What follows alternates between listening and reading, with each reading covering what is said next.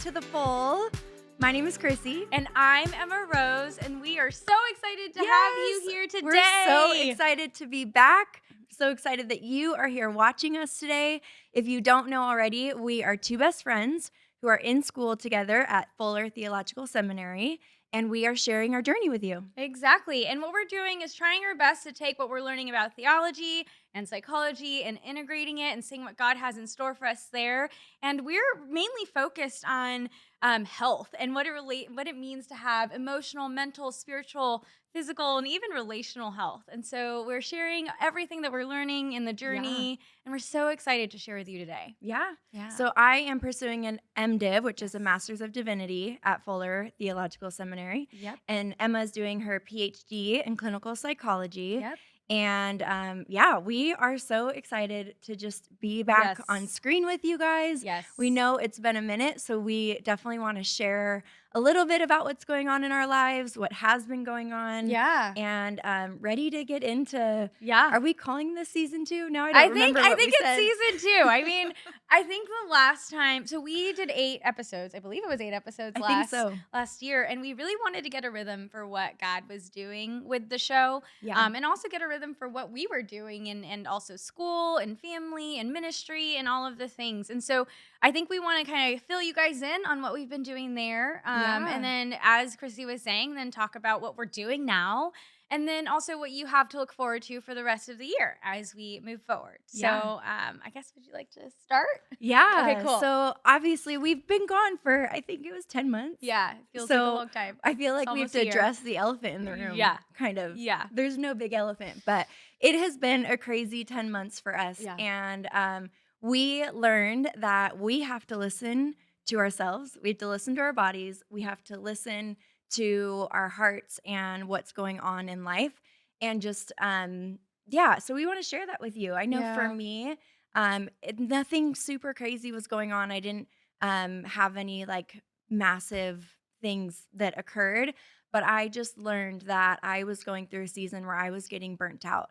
And I'm like pretty darn new into ministry, and but also juggling a lot, right? I'm in school, military, I work a couple jobs, I lead at church, and I was just starting to realize I'm tired, and we didn't want to share from a place of lack. We want to come to our audience, to you guys, and honor that you guys are here to learn from our journeys, but not learn when we are like not at our worst, but kind of at our worst, right?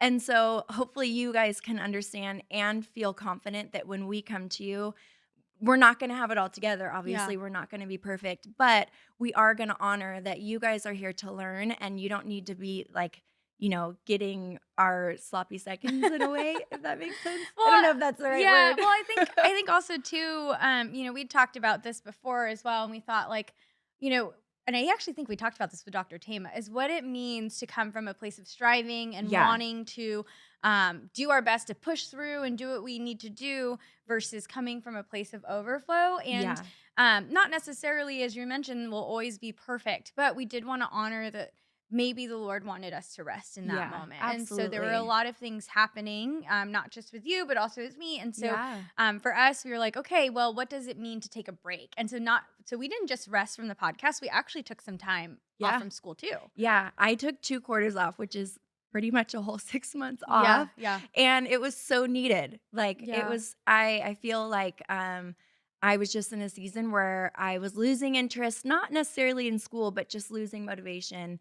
And I learned that like I get extra lazy when I'm tired. And so I just recognized that was something I had to learn about myself. Yeah. And then I also had military training that I was gone for a few weeks, just so much going on. So on my end, that is kind of what was going on. Yeah. I know for Emma, you can share. Yeah. Kind of going through some hard stuff.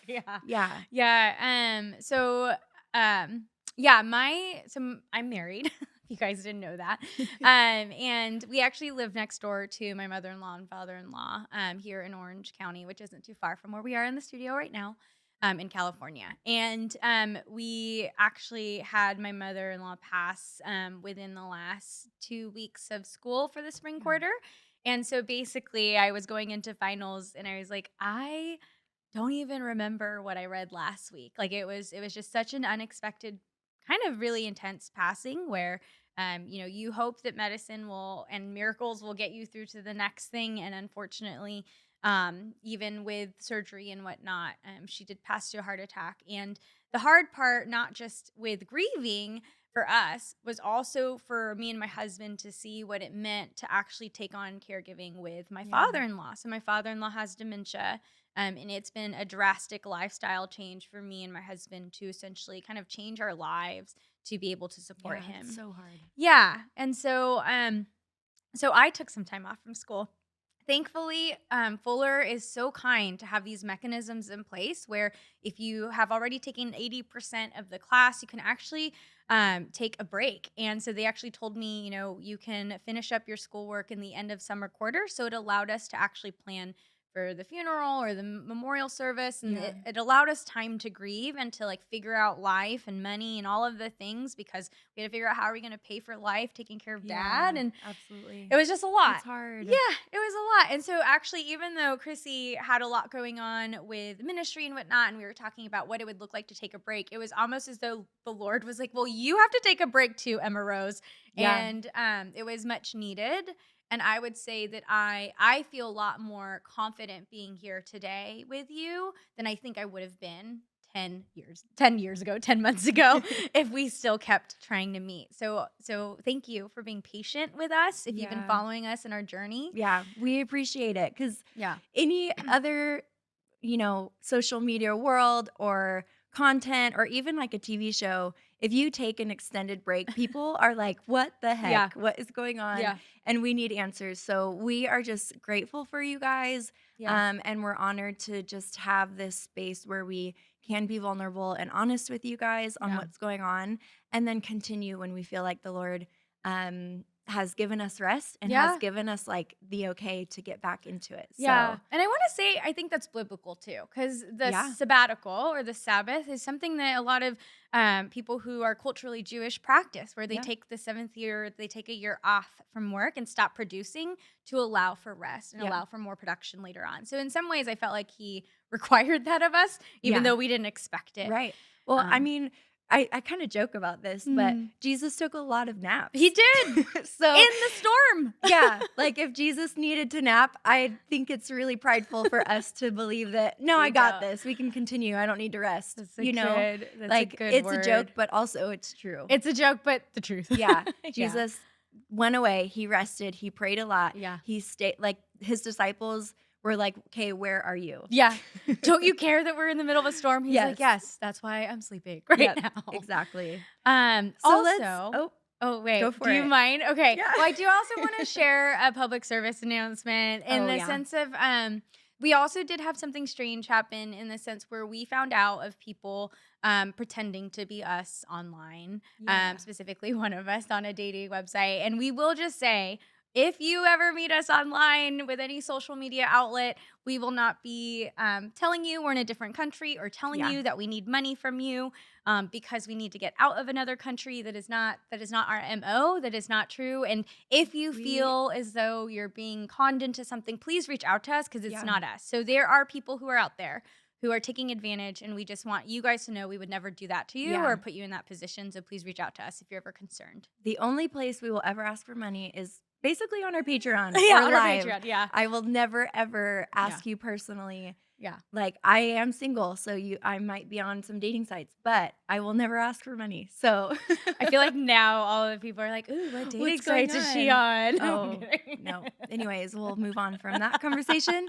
Let's talk about other life that we're actually doing now. Yes, that sounds good. So we are actually, was this your first quarterback? This Now I don't was remember. last quarter is my first Okay. quarterback. Well, we are taking a class together, which has been so much fun. Yay. I have just been loving It's it. so fun. It's great too because I joke about this too, but Emma's like the brains between us two.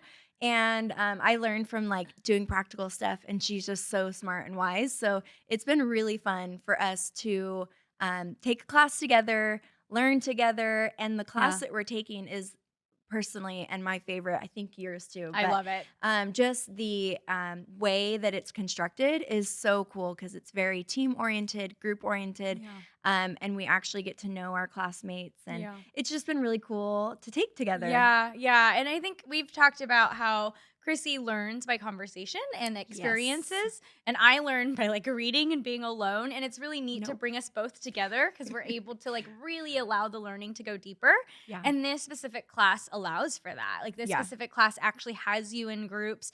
It's actually called Practical Theology, Hmm. and in some ways, I think it's helping us to even practice being with other people and doing work with other Absolutely. people, Yeah. so Because it's literally practical theology. So yeah. we've talked about, and we'll get into this a little bit, but we're talking about how to deal with death and how do we have those conversations with Yeah. people? How do we deal with racism? How do we have those conversations? And Yeah. so it's just been really, really fun. Yeah. Yeah. And Dr. It's Cormode or Scott is amazing. He's an yeah. amazing teacher. We are So, so fortunate to be taught by him and just taught in this way. So yeah. it's been really fun. And I think we're actually going to share a little bit about some of the highlights, I think, for both of us Yeah. with that class. And I'm curious what's been kind of resonating with you with the class so Yeah. far. I feel like a lot of what's resonating for me is what we've just walked through. Mm. So, Scott talks a lot, like one of the first I mean, we talk about it consistently is the ideas of making spiritual sense. So what that means is when you are walking through something in your life, how does it not just make sense to you, but how does it make spiritual sense? So how do you wrestle in your faith Mm. based on what's going on? If you lose say you lost a child to cancer, how do you wrestle with that in your faith? Because Yeah. obviously we believe in healing. We believe in science that heals. We believe that the miracles that Jesus commanded us to do are still possible today. But when that doesn't happen, how do we make spiritual sense of that? Yeah. And then, even in the midst of that, dealing with different mental models that we have or lies that we believe, like, Yeah. was my child not healed because I sinned? Or was my child Mm. not healed because I didn't pray hard enough or I Mm. didn't do X, Y, or Z? And those obviously are just massive lies that we all come across. We all believe, we all wrestle with those things in our life, whether it's as small as, am I worthy or am I good enough to do X, Y, or Z? Or did I not do something and that's why someone wasn't healed? So it's like this huge spectrum. Doesn't matter what it is, but we still wrestle with Yeah. those lies and needing to make sense of those things. And I Yeah. think that, like personally for me, as I was walking through so much and like having old issues come back up in my life, like, was I actually healed? Like, do I actually have big faith because these issues are coming back into my life? Like, am I good enough to be on a podcast with my friend? Like, am I going to lead people astray? All of these things go through my head Mm. still, right? Like, I'm still making sense of it. I'm still wrestling with it. But understanding like these are just things that we learn and we grow through. And so in this class, when we're talking about, okay, what are these big lies in our head and addressing it, right? How do I make spiritual sense that something I was healed from years ago has come back into my life and I'm wrestling with it again and struggling? Like, how do I make sense of that without taking on that shame, Yeah. without believing like God is still good, Yeah. even though I'm wrestling with this? He has Yeah. not left me, even though I'm still wrestling with these things. Mhm. So Mhm. it's been cool in class. In class, we kind of talk about it more on like a leadership level. Like, how do you wrestle and make spiritual sense with your people? Um, how do you recognize mental models or big lies in other people? But we can't do any of that until we can look within Yeah. and like figure out those things Yeah. personally. And I think one thing, um, like one of the lies is also a fear, and we'll kind of talk about this later in Mhm. our or next month in our practical pause. Yeah. I've been studying in Luke, and in Luke there were so many times where Gabriel, which is the angel of the Lord, comes to different people, and they all feel fear. And the first person was Zacharias, and Gabriel's telling him, "You're gonna birth a son who is John the Baptist." And he had fear. I think I was joking with Emma. I think partially because the way we imagine angels are not actually what the Bible describes as angels. Angels actually like are pretty scary looking. So I'm sure that's like a We all part of think it. they're like little baby looking things, Yes. like cherubims, or like Yes. they have these beautiful, graceful wings. Right. And, No, I wish we should have gotten a picture to put them on screen. You can go Google biblical angels, but they've got like, I can't remember how many eyes on their face, and they're just creepy looking. Like they just are. So I'm sure that's Creepy part angels. of partially. Yeah. Sorry, Lord. A whole other topic for another time. I'm sure there's a reason why, they're going to be like warriors end times. Like they probably got to look scary, but anyways, so Zacharias encounters an angel and is, they're super old. I can't remember how old they were, but he said, you're going to have a son. And he's like, how is that possible? Right. Yeah. And he has fear. Yeah. And then the next person the angel goes to is Mary, who is Jesus's Mhm, mom, mhm. and she has fear. And then the next people the angel comes to are the shepherds in the field that the angel goes to proclaim that Jesus has been born. Mm. And every single one of them had fear. Mhm. And I think that there's something to learn in that sometimes when God is speaking something to you, it's heavy, or sometimes what he's calling you to do is big. And so there's some fear attached with that, right? The Bible does say, I have not given you a spirit of fear, but of power, love, and a sound mind. Yeah. But that verse actually, if you look at I think Hebrew? the Greek of it is, it's actually a spirit of fear, whereas, and theologians can double check me on this, but sometimes I think there's a demonic spirit of fear, which God has not given us. But when God's calling us into something, it doesn't mean that we won't have natural human emotions of fear and being scared of what God's calling us into. And it should be that way, or else if we can just no fear, like I'm good, I got this, and it's all on me. You don't have to rely on God. Right. And so to bring it back, I've just learned that I'm learning the balance between the spirit of fear that I know is not from God and partnering with him in what he's called us to do, what he's called me to do that is going to be scary. Like I have no idea what the future holds for our podcast, for ministry, for the future, but the fact that like it's going to have some weight and some heaviness to it and some fear just means like I just have to learn to rely on God and move with him rather than like, hey, I got to figure this out on my own. I have chills just from what you just said. I think there is this level of human natural fear, as you mentioned, and it comes from knowing that it's bigger, knowing that there are areas of uncertainty, but knowing that there's a step that you're being called to do. And so knowing that first step may come with trembling and fear. And I just think about even Moses and how he was like, like I relate to Moses because I don't talk super well. You guys know my Chrissy-isms and messing things up. So I'm like, Moses, I get you. You're just human, And Moses was so human, and he had his stutters and he had his things. And I just think of like how much fear he must have had going to approach his like previous life. Like he hadn't been in Egypt in a long time. So to go back to that place and to ask and demand that his people be set free, like it is very scary. Pharaoh. Right. Addressing Pharaoh. Exactly. And so I think that's such a good word. And it's so cool that the Lord has been speaking to you about that as you're studying Luke. And I just think of like how great that you had the quiet time with him in the last 10 months or so for him to like speak deeper to you about that truth. Because we did have a conversation even before we left back in March, I think last year of being fearful of, okay, am I speaking from this place of that I have to know it all, or am I speaking from this place of like, okay, I feel like God's allowing me to share this. And so just to see how like God's spoken a deeper truth in you. It's really good. And I've shared this with you too. There is a verse in James, I think it's James 3:1 or 1:3. 3:1.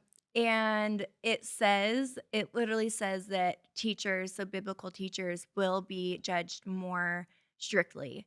And, there's like even a balance there of, okay, I'm not going to let that be a spirit of fear where it's going to, fear me away from what God's calling me to do, but also understanding that there is a weight that comes with being a leader in ministry and, Teaching. being a teacher at Yeah. Bible study, teaching you guys. And so Yeah. having that, like, just honoring that, Yeah. being wise and Yeah. not letting it be fearful. Yeah. So, Yeah. I also see like just the balance of honor and humility. yeah. Like we won't know it all and we can't know it all because we're Mhm. not God, and God is still teaching us and Yeah. and growing us spiritually and in all of the ways. And like I think there's that just the balance. And I think of like Jesus, he holds that balance so Oh, well. Like he's yeah. always humble but also like confident in Mhm. what the Lord has told him to do. Yeah. Um Yeah. yeah. So Ah, that's that's so good. well, thank you, Lord, for helping I me through love this. that. I Yeah. love that. So what about you? What is coming up in this class for Yeah.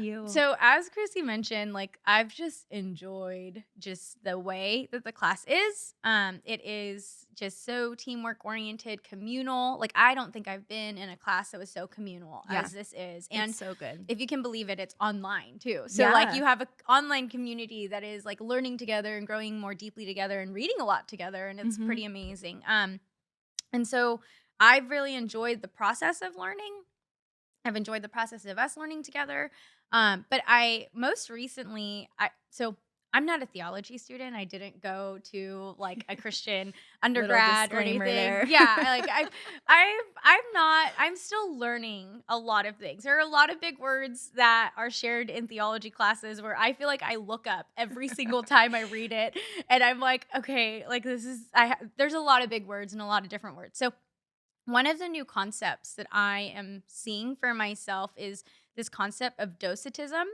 And it is this concept that really came out in like 150, 200 after death, after Christ's death, where people believed that Jesus was not actually fully human, that he just had the illusion that he was human. So even though I know God, I know Jesus as being fully human and fully God, other people actually believe that he wasn't fully human, in that Mm. a lot of the things that were part of his human experiences were just an illusion, which like sounds kind of crazy to talk about, but it actually makes sense in the sense of how I've been struggling in the last year, really. And not, I don't know if struggle is the right word, but maybe wrestling.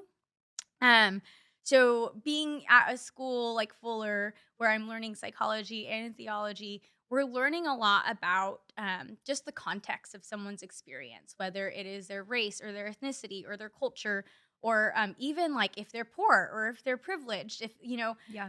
and even like politics and things like that. Mhm. We're learning about what it means to integrate all of us into giving it to God and letting Him transform Yeah. it. And it has been really interesting for me because I would say, like last year, and maybe since COVID, perhaps, I think I felt so overwhelmed by everything that was going on in the news and everything that, like, Yeah. all of the new things that were coming out. It's like And something new every single day. something new all Yeah. the time, and honestly, I felt so overwhelmed by it emotionally that I don't think I was able to kind of take it in intellectually and Yeah. emotionally, and to the point where I started ignoring the news. Like, I will be honest, I stopped watching the news for a while. And I would always have this perspective, even as a kid, of like, God doesn't care about money, like this isn't gonna matter one Mm. day, like I don't care about politics, who cares who's gonna lead, like.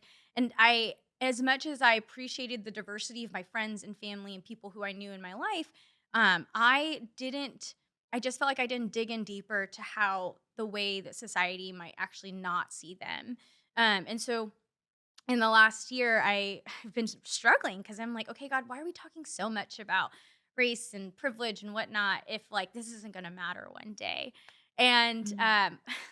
and I felt like the Lord was showing me like some scriptures in Matthew, specifically Matthew 15, where He approaches the Canaanite woman, and He actually shows just the social system of discrimination against Samaritan or against Canaanites. Mhm. Um, and He actually says, how I can't heal your daughter because I'm meant to be here for the house of Israel, which are basically the Jews. And so she's like, well, even he was like, why would I give, these things to the dogs or the pet dogs Yeah, the of the scrapes. children? This yes, the Food scrapes. scrapes. Yeah. And the woman was like, well, even the dogs, like, will take whatever's on the ground and Mhm. whatever the children won't appreciate. And then so he saw her faith and he was like, "Woman, your daughter is made whole." So, he healed in that moment. He crossed this boundary of, like, she's not Jewish, and also spoke to a woman, which, like, back then, you didn't really speak to women back there. So I was just thinking about how much he, like, crossed boundaries. Yeah. Like, he didn't have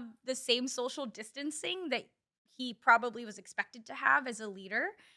He like a lot of the Sadducees and Pharisees looked down on him because he would Yeah. talk to women, because he would talk to Samaritans and Canaanites, because he would talk to Gentiles, which are basically anyone that's not Jewish.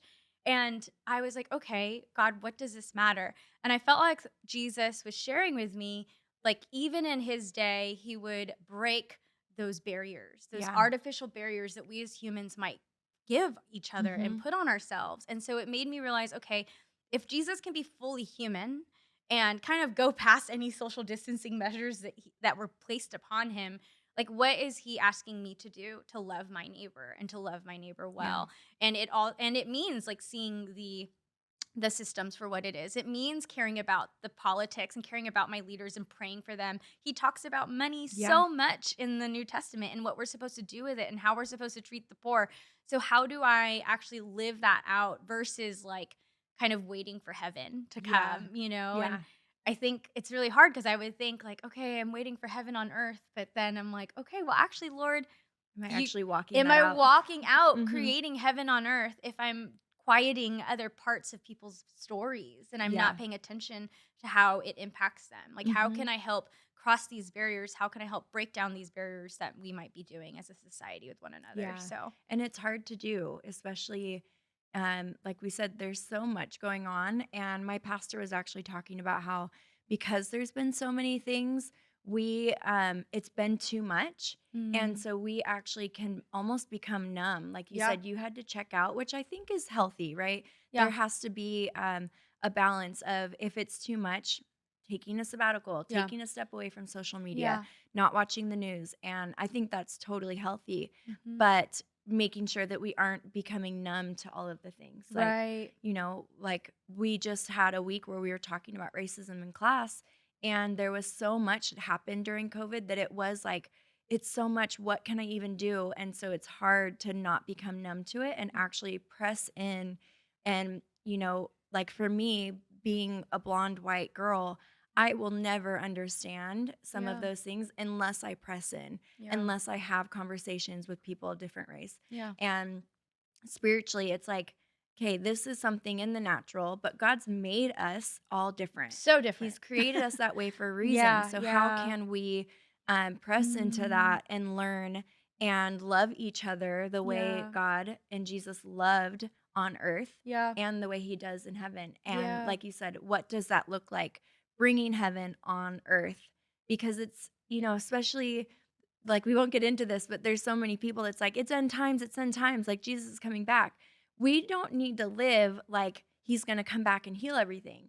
We need to live like we're bringing heaven on earth yeah, and allowing, like, yeah, seeing miracles, seeing yeah, people healed and yeah, delivered, and not just like, okay, I'm just waiting around for Jesus to come back. Like, no yeah, matter what your eschatology is mm, and what your yeah, theology is on that, like, we won't even get into yeah, that, yeah, but like, it's totally different things. And yeah, so it sounds like what you've been walking through is learning that wrestle, like yeah, how, like, what does that look like in the natural for me? yeah, And, praying and yep, yep, yeah, it's a and hard thing. 100%. And I think also, like what you said, he made us all so different, but also we are in the image of God. So Yeah. it also illustrates just the bigness of God that he would create us so differently. And on top of it, like, Hmm. it's all something worth embracing. Yeah. And also we get to learn more about God through embracing those differences Yes. because he's so big. Yeah. And so, yeah, so many things that we are learning.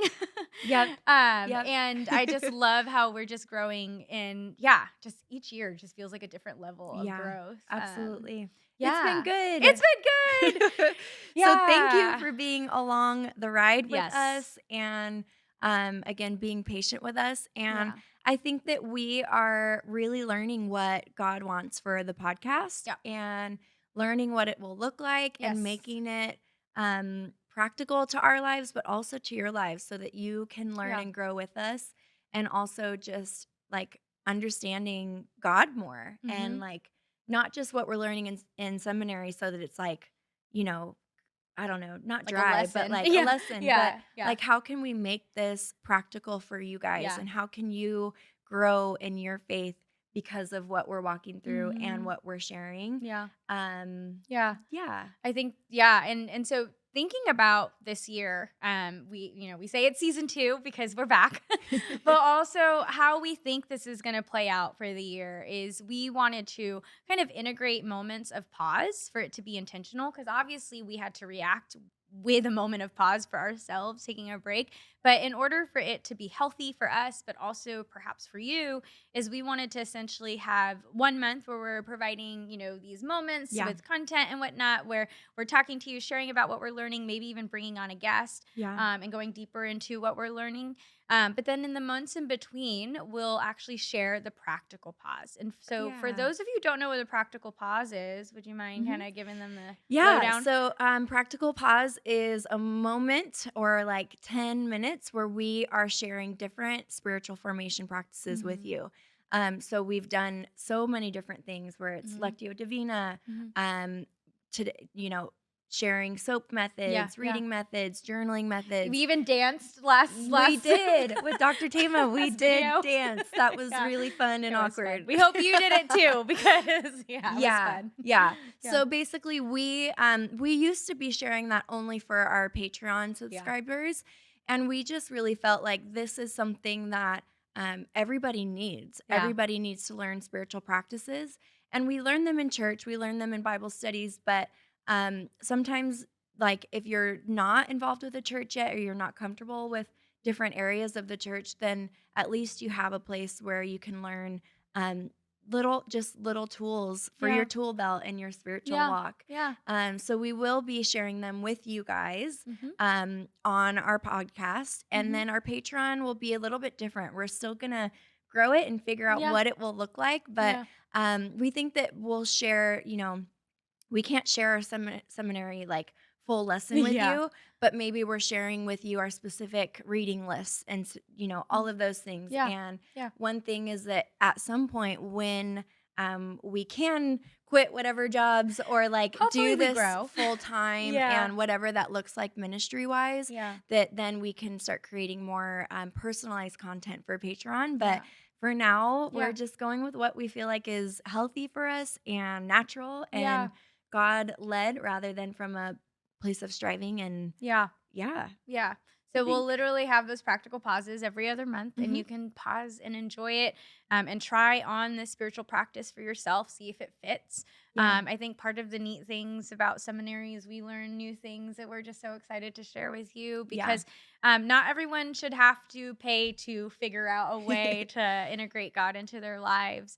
And so we're just sharing what we're learning, and we hope that you continue on in the journey with us. Thank you so much for being here today. It feels good to be back. It feels so good to be back. We were nervous. We're like, we don't know what we're doing anymore. I think we emailed Solomon, our studio manager, was like, so what do we do again? Like, how do we do this thing? What do we need to bring? What do we need to do? And so we are back in studio at Podcast Place, and we are just so excited to be here and to be with you guys again. Exactly. And if you found this episode helpful, or if you enjoyed it, or if you just want to support us, feel free to like and subscribe, just like you see on the screen. Follow us. And also, if you'd like to support us along our journey, there's a link down at the bottom where you can donate to our seminary journey as we do it together. Hope you have a great rest of your day. Thank you so much. See you on the practical pause. Bye.